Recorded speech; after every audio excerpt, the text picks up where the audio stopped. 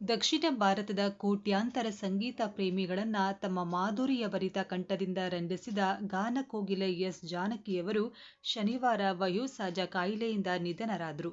6 ದಶಕಗಳ ಕಾಲ ಸಂಗೀತ ಸಾಮ್ರಾಜ್ಯದ ರಾಣಿಯಾಗಿ ಮೆರೆದ ಜಾನಕಿ ಅಮ್ಮನವರ ಕೊನೆಯ ದಿನಗಳ ಬದುಕು ಮಾತ್ರ ಅತ್ಯಂತ ನೋವಿನಿಂದ ಕೂಡಿತ್ತು. ತಮ್ಮ 88ರ ಈ ವಯಸ್ಸಿನಲ್ಲಿ ಇದ್ದ ಒಬ್ಬ ಏಕೈಕ ಮಗ ಮುರಳೀಕೃಷ್ಣ ಅವರನ್ನ ಕಳೆದುಕೊಂಡ ದುಃಖದಲ್ಲಿ ಜಾನಕಿ ಅಮ್ಮ ಕೊನೆಯ ದಿನಗಳನ್ನ ಕಳೆದಿದ್ರು. ಮಗನ ಹಠಾತ್ ನಿಧನ ತಾಯಿಯಾಗಿ ಅವರನ್ನ ಸಂಪೂರ್ಣವಾಗಿ ಕುಗ್ಗಿಸಿಬಿಟ್ಟಿತ್ತು. ಕಳೆದ ಜನವರಿಯಲ್ಲಿ ಮುರಳೀಕೃಷ್ಣ ಅವರಿಗೆ ಹಠಾತ್ ಆರೋಗ್ಯ ಏರುಪೇರಾಗಿ ತೀವ್ರ ಹೃದಯಾಘಾತದಿಂದ ನಿಧನ ಹೊಂದಿದರು. 88ರ ಈ ವಯಸ್ಸಿನಲ್ಲಿ ತನ್ನ ಕಣ್ಣೆದುರೇ ಮಗ ಶವವಾಗಿ ಬಿದ್ದಿದ್ದನ್ನ ಕಂಡು ಜಾನಕಿ ಅಮ್ಮ ಅಕ್ಷರಶಃ ಕುಸಿದು ಹೋದ್ರು. ಹೆತ್ತ ಮಗನನ್ನ ಸ್ಮಶಾನಕ್ಕೆ ಕಳುಹಿಸುವ ದುರ್ಗತಿ ಯಾವ ತಾಯಿಗೂ ಬರಬಾರದು ಅಂತ ಅಂದು ಚಿತ್ರರಂಗ ಕಂಬನಿ ಮಿಡಿದಿತ್ತು.